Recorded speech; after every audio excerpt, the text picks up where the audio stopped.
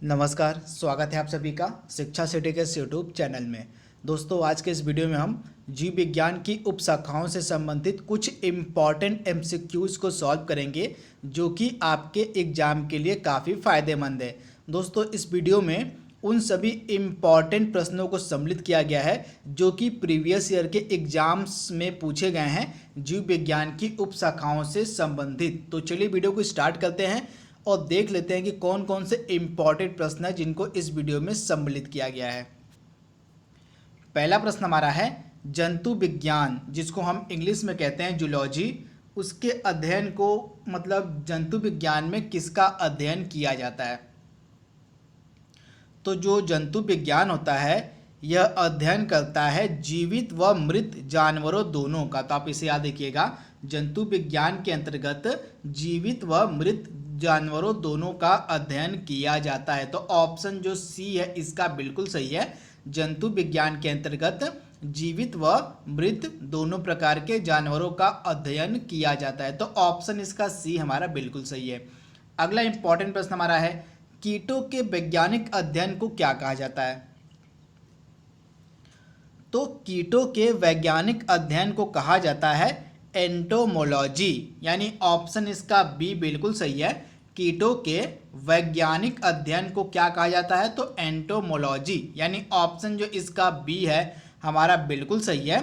कीटों के जो है वैज्ञानिक अध्ययन को हम कहते हैं एंटोमोलॉजी। तो आप इसे याद रखिएगा, ऑप्शन इसका बी बिल्कुल सही है।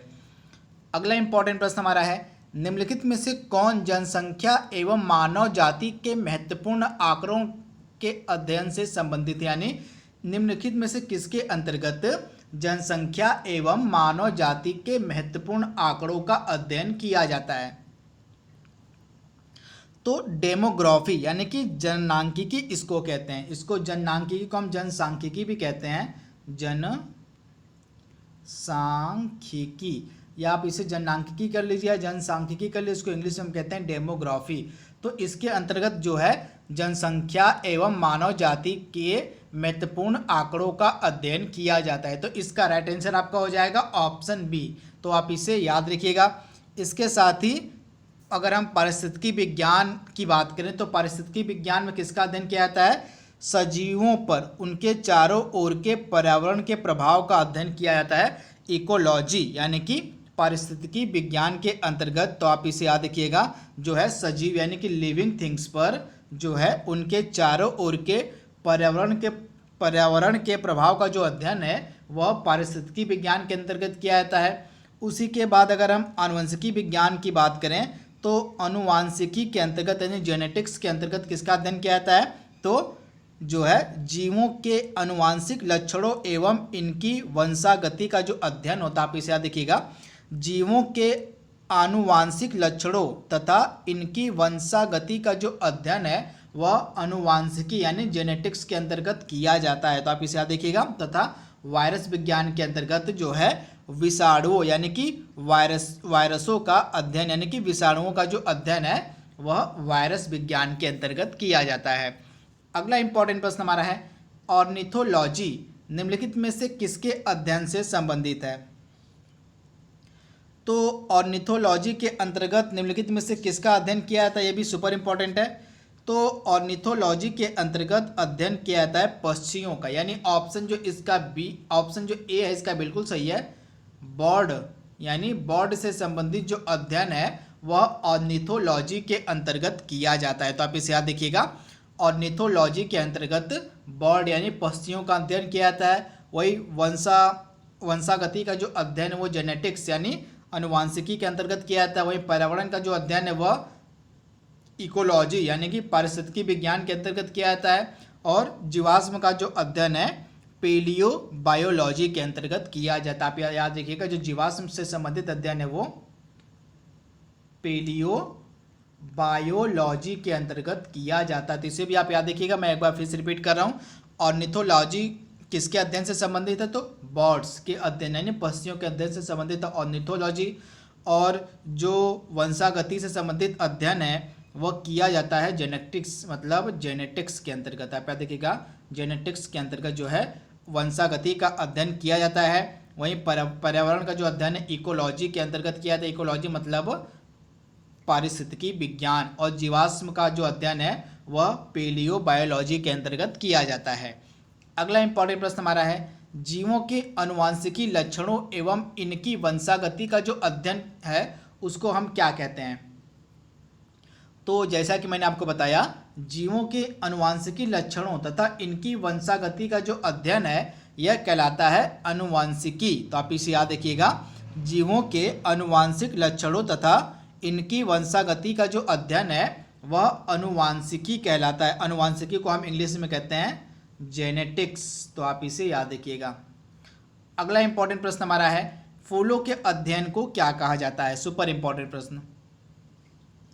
तो फूलों के अध्ययन को हम क्या कहते हैं। तो फूलों के अध्ययन को कहा जाता है एंथोलॉजी। तो ऑप्शन जो इसका ए है हमारा बिल्कुल सही है। फूलों के अध्ययन को हम कहते हैं एंथोलॉजी। यहाँ पे होगा, एंथ्रो नहीं एंथो होता है। तो एंथोलॉजी के अंतर्गत जो है फूलों का अध्ययन किया जाता है। तो इसका राइट आंसर हो जाएगा एंथोलॉजी। अगला इंपॉर्टेंट प्रश्न हमारा है, विभिन्न संस्कृतियों के वैज्ञानिक विवरण के तुलनात्मक अध्ययन को हम क्या कहते हैं। सुपर इंपॉर्टेंट ये भी प्रश्न है। दोस्तों जितने भी मैं प्रश्न आपको यहाँ पे सॉल्व करवा रहा हूँ ये सभी प्रश्न जो हैं विभिन्न प्रकार के गवर्नमेंट एग्जाम्स में पूछे जा चुके हैं। तो इस प्रश्न को आप जरूर नोट डाउन कहीं कर लीजिएगा अपने नोटबुक में, क्योंकि इसी प्रकार के जो प्रश्न हैं लगातार एग्जाम में पूछे जाते हैं। तथा अगर जीव विज्ञान की उपशाखाओं से संबंधित कोई भी प्रश्न पूछा जाएगा तो इस वीडियो के बाहर से नहीं पूछा जाएगा। तो इस वीडियो का बिल्कुल ध्यान से देखिए। तो प्रश्न हमारा क्या है, विभिन्न संस्कृतियों के वैज्ञानिक विवरण के तुलनात्मक अध्ययन को क्या कहा जाता है। तो इथनोलॉजी, यानी विभिन्न संस्कृतियों के वैज्ञानिक विवरण के तुलनात्मक अध्ययन को हम कहते हैं इथनोलॉजी। यानी ऑप्शन ए इसका बिल्कुल सही, आप इसे याद रखिएगा इथनोलॉजी। इसके बाद इथनोग्राफी के अंतर्गत किसका अध्ययन किया जाता है। तो इथनोग्राफी के अंतर्गत किसी विशिष्ट संस्कृति का अध्ययन किया जाता है। तो आप इसे याद रखिएगा, अगर किसी विशिष्ट संस्कृति के अध्ययन की बात हो तो किसके अंतर्गत किया जाता है। तो इथनोग्राफी के अंतर्गत। वहीं विभिन्न संस्कृतियों का जो तुलनात्मक अध्ययन है, मान लीजिए एक संस्कृति का दूसरे संस्कृति से तुलना करके जो अध्ययन किया जाता है उसको हम कहते हैं इथनोलॉजी। परंतु किसी विशिष्ट मतलब केवल एक ही संस्कृति का जो अध्ययन है वह इथनोग्राफी के अंतर्गत किया जाता है। तो दोनों में डिफरेंस आप याद रखिएगा। इसके बाद अगला इम्पॉर्टेंट प्रश्न हमारा है, इसके बाद अगर हम इसका एथिक्स की बात करें, एथिक्स के अंतर्गत किसका अध्ययन किया जाता है। तो एथिक्स के अंतर्गत नैतिक आचार तथा कर्तव्य का मनोवैज्ञानिक अध्ययन किया जाता है। यानी नैतिक आचार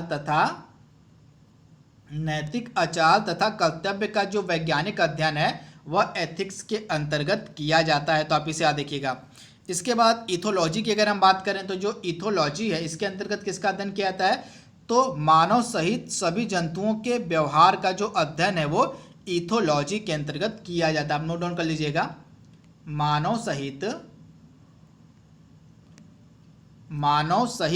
सभी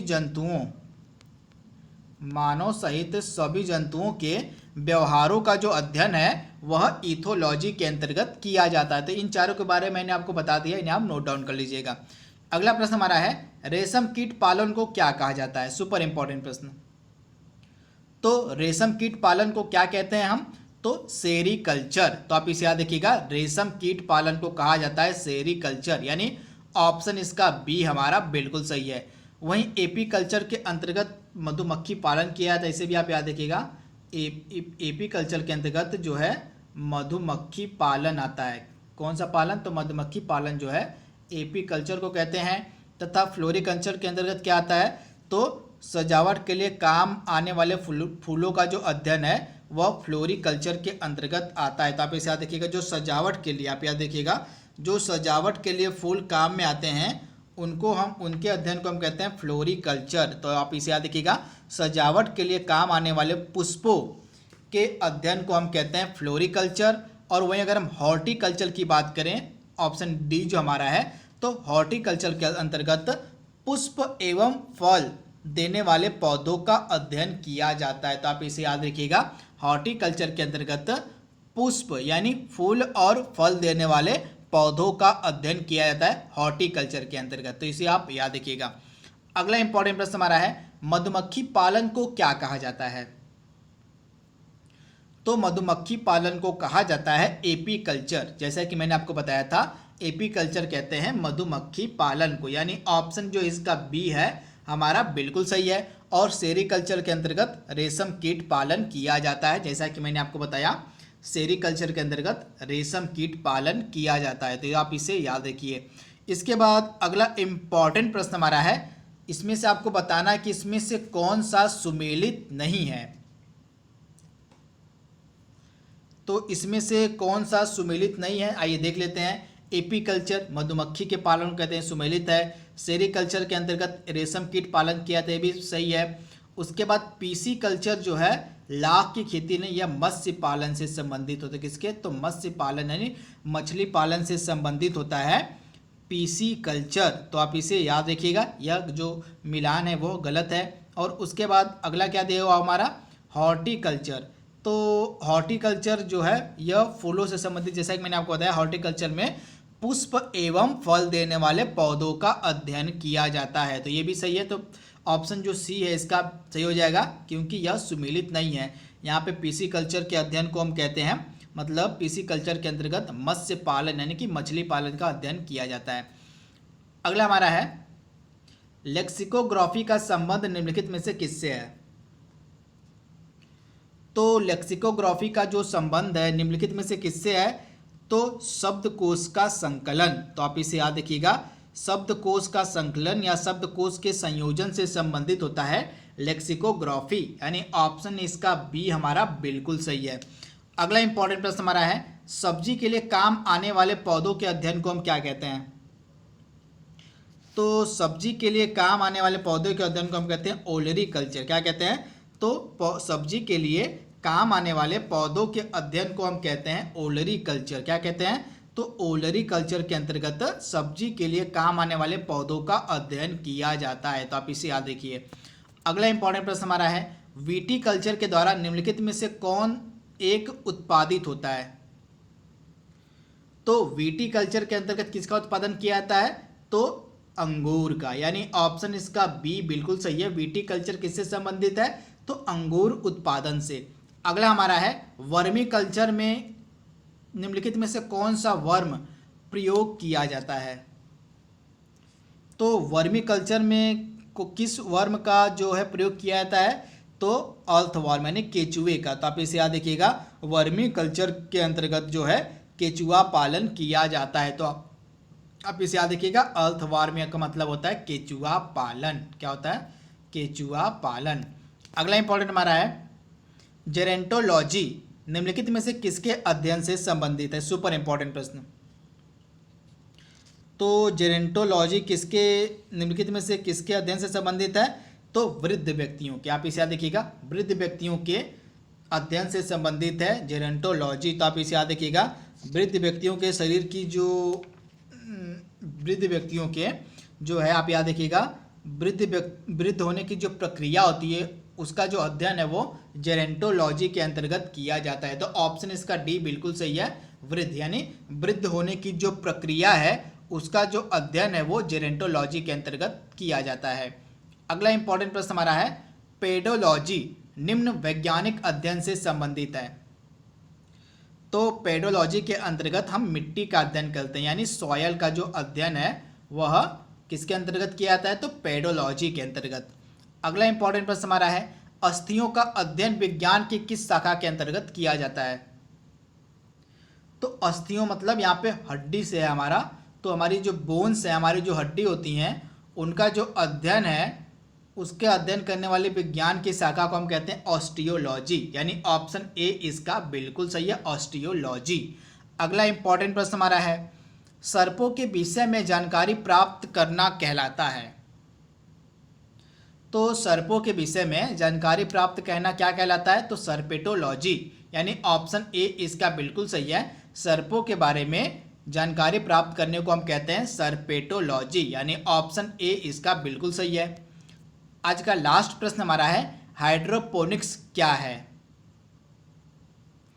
तो मृद विहीन पादप संवर्धन, तो आप इसे याद रखिएगा, बिना मिट्टी के जहाँ पे पौधों को उगाया जाता है उसी को हम कहते हैं हाइड्रोपोनिक्स। तो आप इसे याद रखिएगा, बिना मिट्टी के जहाँ पे पौधों को उगाया जाता है उस प्रक्रिया को हम कहते हैं हाइड्रोपोनिक्स। इस प्रक्रिया में जो है पानी में जो है पौधों को बिना मिट्टी की सहायता से उगाया जाता है। तो आप इसे याद रखिएगा, ये जो टेक्निक है इस टेक्निक के अंतर्गत जो है बिना मृदा के पौधों को उगाया जाता है पानी में। तो आप इसे याद रखिएगा, इसका राइट आंसर आपको मिलेगा ऑप्शन ए में। तो दोस्तों यहाँ पे हमने जो है जीव विज्ञान की उपशाखाओं से संबंधित जितने भी इम्पॉर्टेंट प्रश्न बन सकते थे उसको हमने कवर कर लिया है। आई होप आपको वीडियो पसंद आया होगा। तो आज के लिए बस इतना ही। Thank you, thanks for watching, thank you.